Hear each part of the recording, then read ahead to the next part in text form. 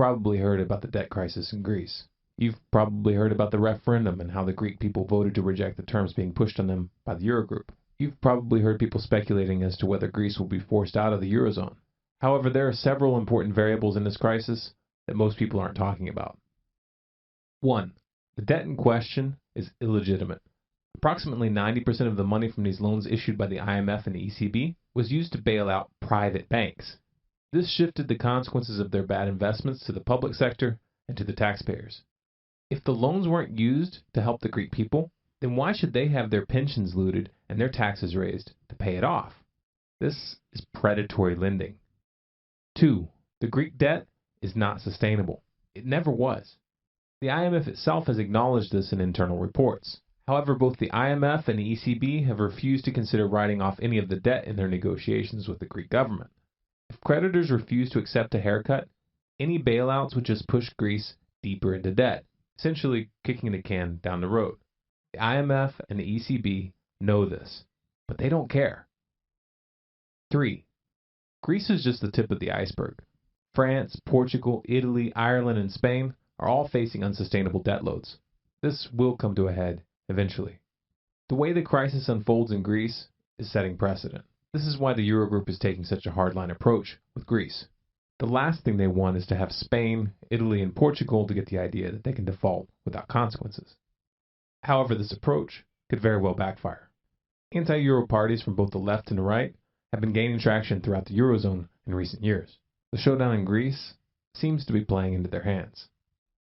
4. Global contagion is a real risk, and not just because of Greece. China's stock market has lost over 30% of its value in 3 weeks, with total losses standing at over $3.7 trillion. At this point, even mainstream investors like Carl Icahn are warning that the U.S. stock market is in a massive bubble. The thing about bubbles is that they tend to look for an excuse to pop. Some people have convinced themselves that the 2008 crisis was a one-time event, and that there's no way that it could ever happen again. This is wishful thinking. The question isn't if we'll see another widespread financial crisis, but rather what will be the catalyst which triggers it. 5. Central bankers may not be able to stabilize markets in the next leg of the crisis. The Federal Reserve never actually tightened monetary policy. The $4.48 trillion in bonds that they bought out between 2008 and 2014 are still on their books, and they have been rolling over these investments as they mature. And the Fed's zero interest rate policy is still in force, in spite of hints that they may raise rates later this year. Another round of quantitative easing in the event of a new crisis may not have the desired effect. The same principle is at play around the world. The problem with kicking cans down the road is that those cans tend to get bigger, and at some point, you break your foot. So what's next? In the short term, Greece is headed for some rough waters no matter how the negotiations proceed from here.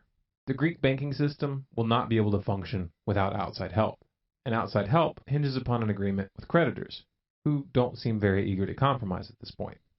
The banking situation is already interfering with imports and exports. This in itself will have consequences if a deal is not reached quickly. If chaos follows, there will be a fierce battle to control the narrative. The rhetoric from the Eurogroup is predictable. At each phase of the crisis, they have insisted that the solution to the problems created by the EU is to move towards full political and financial integration. In other words, they screwed up because you didn't give them enough power. Where have we heard that before? If this message resonates with you, spread it.